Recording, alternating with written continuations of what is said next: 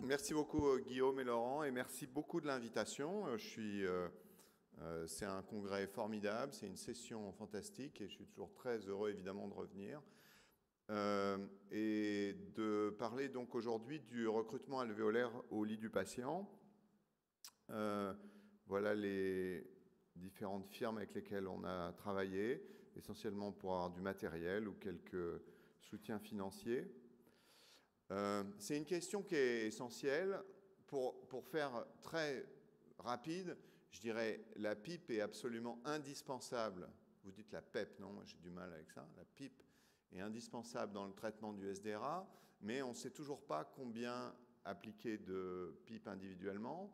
Et je pense que le fond de la question n'a toujours pas été résolu. C'est comment est-ce qu'on détermine qu'un patient bénéficie de la PIP, c'est-à-dire recrute des territoires qui étaient non disponibles à la ventilation versus un patient qui n'est pas recrutable. Et comme vous le savez, aucun des grands essais cliniques, les 3 essais cliniques qui ont été effectués comparant basse PIP ou haute PIP, n'ont cherché à déterminer, même des 4 essais, pardon, à déterminer individuellement si les patients étaient recrutables ou non recrutables. Or, c'est une évidence. Cette diapositive tirée d'un travail de Gattinoni basé sur le scanner illustre une des définitions du recrutement. C'est un problème qu'on va voir rend les choses compliquées. Donc leur définition, c'était quand on passe de 5 cm d'eau de pression à 45 cm d'eau. Donc on est un peu hors des ranges de pression qu'on utilise en clinique. Est-ce qu'on fait disparaître du poumon non aéré au profit de poumons aérés? Et vous avez l'illustration, je crois, assez nette d'un patient ici où entre 5 et 45 cm d'eau, vous voyez pratiquement pas de différence. Donc, il va être considéré comme non recruteur, donc n'ayant aucun bénéfice à attendre d'une augmentation de la PIP, versus un malade qui, vous voyez, ici est avec des densités très importantes qui vont se réouvrir presque complètement en passant de 5 à 45 cm d'eau. Et le message très important était la très grande hétérogénéité de réponse à ce test en pression un peu particulier. 2 éléments que je voudrais rappeler en regardant ces diapos. Le premier, quelque chose qui est très fascinant, c'est de ne pas regarder seulement le poumon, mais de regarder aussi la taille du cœur. Et vous verrez que les malades qui sont non recruteurs ont une réduction très importante de la taille du cœur à cause de la compression liée au reste du poumon, alors que les malades recruteurs ont beaucoup moins d'effets hémodynamiques. Et le deuxième élément, c'est recrutement ne veut pas dire augmentation de volume pulmonaire, puisque dans les 2 cas, il y a augmentation de volume pulmonaire. Simplement, cette augmentation de volume pulmonaire, elle est aux dépens des zones qui étaient déjà ouvertes. Ici, elle se fait en grande partie grâce à la réouverture de nouveaux territoires. C'est ça qu'on appelle le recrutement. Mais dans les 2 cas, il y a bien augmentation de volume pulmonaire. Alors voilà les résultats de l'étude de Gattinoni sur les 71 patients, je crois. Et on voit qu'il y a une variabilité du potentiel de recrutement qui va de 0%, voire même des dérecrutements chez certains patients, à 40, 45 ou 60%. Donc c'est considérable, c'est une variabilité interindividuelle très importante qui n'est pas aujourd'hui prise en compte dans le réglage de la PEP et les recommandations, ou qui commence seulement à l'être un petit peu. Alors, à partir de ces études, ils avaient montré chez les malades recruteurs l'intérêt de mettre la PEP. C'est un peu comme le DV, c'est-à-dire qu'on passe de l'effet sur l'oxygénation qui a été notre marqueur à l'effet sur la protection pulmonaire. Bien là, c'est pareil. Quand le malade est recruteur, ce n'est pas l'effet tellement sur l'oxygénation qui va être probablement le plus important, mais c'est l'effet sur le maintien d'un poumon ouvert pour éviter le recrutement des recrutements. Cette diapositive montre la quantité du poumon non aéré, donc qui est exprimée en grammes de tissu. C'est toujours un peu compliqué à comprendre. En regardant ici la pression, on part de 5 de pression. Vous vous souvenez, ils allaient à 5. Et puis ça, c'est la pression de fin d'inspiration. Et dans cette situation, donc c'est le volume courant, vous voyez qu'il y a une augmentation, une part tout à fait significative du poumon non aéré qui se réaère au moment de l'insufflation. Alors on peut dire, bien sûr, c'est bien, l'insufflation recrute le poumon, mais le gros inconvénient, c'est que ce même poumon va se collaber lors de l'expiration suivante. Donc c'est toute cette partie du poumon, vous voyez, ça représente à peu près 160 grammes, là, si on l'exprime en grammes, qui est soumis perpétuellement à ouverture-fermeture, ouverture-fermeture, dont on pense que c'est un des facteurs du Vili. Et donc quand on parle non plus de 5, mais de 15 cm d'eau, ici, on maintient ouvert le poumon, et donc la partie du poumon qui s'ouvre et qui se ferme est beaucoup plus réduite. Donc c'est ça le bénéfice de la PIP chez les recruteurs, c'est de maintenir le poumon ouvert pour éviter ces phénomènes d'ouverture-fermeture. Et quand on compare à des malades qui sont non recruteurs, donc qui ont un faible potentiel de recrutement, on n'a pratiquement aucun bénéfice de la PIP puisqu'il n'y a pas cette ouverture au cours du volume courant. Et donc, c'est des malades chez qui, si on savait qu'ils étaient non recruteurs, on aurait tendance à mettre la PIP la plus faible possible.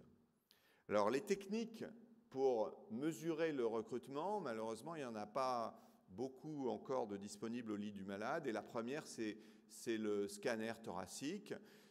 Gattinoni a vraiment été un des pionniers là-dedans, et vous avez vu la technique qui fait faire des mesures de densité entre 5 et 45 cm d'eau.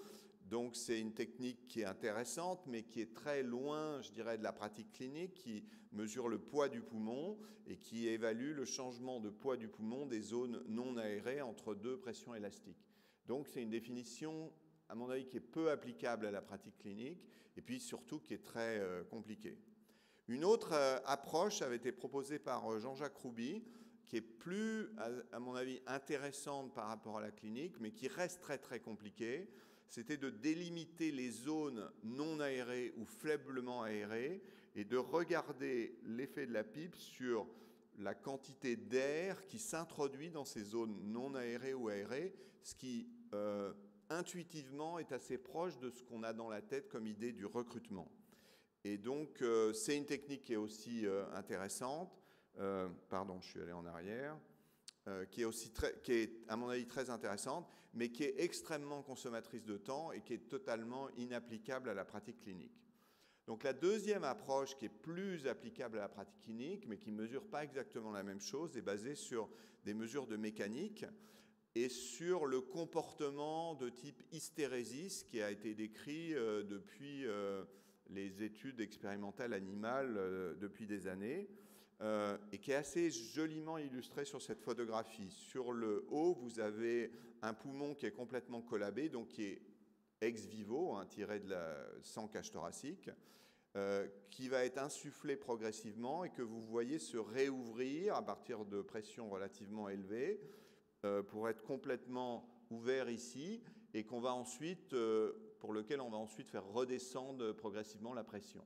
Et vous avez l'équivalent qui est la courbe pression-volume, donc vous augmentez la pression, vous voyez le volume qui n'augmente pratiquement pas au début ici, puis qui augmente beaucoup, et puis qui diminue de manière non symétrique à l'insufflation. Et donc le comportement de ce poumon, c'est ce qu'on a appelé l'hystérésis, et aujourd'hui je dirais il y a un gros chevauchement entre ce qu'on considère comme de l'hystérésis et ce qui est plutôt du recrutement alvéolaire. Parce que dans le fond, ce qu'on cherche à faire exactement en clinique, c'est ça, c'est-à-dire à se retrouver dans cette situation. Vous voyez par exemple à 12 cm d'eau de pression, on a la même pression pour ce poumon-là et ce poumon-là, donc on n'applique pas une pression supplémentaire, mais on a réouvert des zones considérables. C'est le principe des manœuvres de recrutement, c'est-à-dire on voudrait réouvrir le poumon, revenir à la pression de départ si possible et garder le poumon ouvert. Donc la question c'est est-ce que le poumon est recrutable? Est-ce qu'il fait ça? Est-ce qu'on est capable de mesurer une augmentation de volume à pression identique? Donc ça c'est une approche qui est possible par les courbes pression-volume au lit du malade en faisant une courbe pression-volume, des courbes pression-volume à différents niveaux de pression expiratoire positive et en superposant, si vous voulez, ces courbes sur le même axe de volume pulmonaire, comme la photographie que je vous ai montrée avant. Alors c'est une technique qui n'est pas très compliquée. Ce qu'il faut, puisque ça, c'est des courbes qu'on fait, par exemple, avec une insufflation à débit très lent. Ce qu'il faut, c'est pouvoir replacer les courbes sur le même axe de volume, donc savoir à quel niveau de volume au-dessus de la CRF on se trouve quand on est avec un certain niveau de pipe. En fait, ça, c'est pas très compliqué à faire au lit du malade, c'est disponible en faisant simplement une spirométrie passive, une longue expiration quand vous faites baisser la pipe. Et vous allez voir qu'avec cette technique, on peut aller de quelque chose d'un peu compliqué à quelque chose d'hyper simple qui peut vous donner un renseignement clinique au lit du malade. Donc une longue expiration, le ventilateur va vous donner le volume expiré, vous retranchez le volume courant et vous avez le volume trappé par la pipe, si vous voulez, au-dessus de la CRF ou au-dessus ou entre deux niveaux de pipe, c'est tout à fait faisable. Donc, ce qui est intéressant, c'est qu'il y a une comparaison qui a été faite entre la technique scanographique de Jean-Jacques Rouby et la technique des courbes pression-volume, et que la comparaison entre les deux a donné des résultats tout à fait satisfaisants, acceptables, je dirais, cliniquement raisonnables, avec une très bonne corrélation. Il y a quelques outliers, et on pense qu'on sait pourquoi il y a des outliers. On pense que c'est des patients qui ont un phénomène supplémentaire qui s'appelle la fermeture des voies aériennes, qu'on peut aussi détecter. Et donc, on peut probablement avoir une technique au lit du malade qui reflète très bien ce qu'on peut mesurer au scanner. Alors, je vais aller un peu vite. On a validé la technique des courbes pression-volume. On a fait ça avec Jean Della Monica, en comparant ça avec la mesure absolue du volume pulmonaire. Et on a proposé une technique qui se basait sur la comparaison du changement de volume pulmonaire par rapport au changement prédit par la compliance. La compliance, c'est quelque chose de très simple, c'est un volume divisé par une pression. Donc si vous prenez le volume divisé par la pression, que vous multipliez par la pression, la pipe que vous rajoutez, vous devez prédire le volume, le changement de volume. Si ce changement de volume est en fait, en réalité, bien supérieur à ce qui est prédit par la compliance, eh bien, c'est que vous avez recruté de nouveaux territoires. Si ce changement de volume est tout à fait similaire ou proche de ce qui est prédit par la compliance, c'est que vous n'avez fait qu'insuffler le poumon qui était déjà aéré. Donc, c'est possible au lit du malade, avec des mesures de volume pulmonaire, de faire cette estimation du volume recruté. Mais pour aller encore plus simple, on a dit, nous, ce qui nous intéresse, la question, c'est finalement, est-ce que le malade, il est du côté des recruteurs ou des non-recruteurs? Et on voudrait une manœuvre très simple pour faire ça au lit du malade.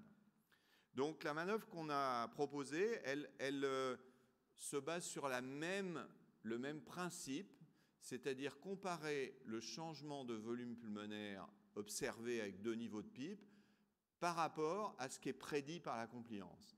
Et ça, on pense qu'on peut l'obtenir en un seul cycle au lit du malade en faisant un décrément de pipe et une spirométrie passive. Donc voilà la technique. La technique, c'est alors de commencer en réduisant la fréquence respiratoire de manière à avoir des longues expirations. Donc on peut le faire sur 2 cycles, hein, ça suffit. Et puis en un cycle, de réduire la pipe. Alors, ce qu'on a fait systématiquement, c'est de réduire en général de 15 à 5 cm d'eau, ce qui fait un delta de pipe de 10 cm d'eau. Et puis vous mesurez simplement le volume qui est expiré après une longue expiration.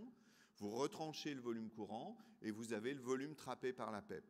Et vous comparez ce volume trappé par la PEP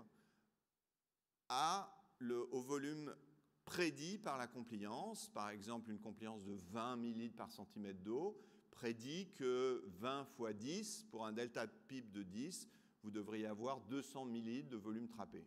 Si vous trouvez 600 ml, c'est qu'en fait, vous avez en plus recruté 400 ml. Alors, sur une série de 45 patients, on a comparé ça à la technique des courbes pression-volume qui est un peu plus lourde et un peu plus compliquée. Et on a trouvé que les deux techniques étaient tout à fait comparables. Les points rouges représentent les patients qui ont une fermeture des voies aériennes. Je n'ai pas le temps de rentrer dans le détail, mais on peut aussi faire cette mesure chez ces patients. Et donc, on pense que cette technique hyper simple permet en un seul cycle, de donner la réponse, de savoir si le patient est plutôt du côté des recruteurs ou des non-recruteurs. Donc en conclusion, je dirais que si vous voulez évaluer l'effet de la PIP, je pense qu'il faut faire à la fois ce test d'évaluation du volume pulmonaire comparé au volume prédit par la compliance, et aussi regarder les effets possibles du recrutement pour avoir un effet global de cette évaluation, c'est-à-dire les effets sur l'oxygénation, les effets sur l'hémodynamique, vous avez vu pourquoi, et bon, c'était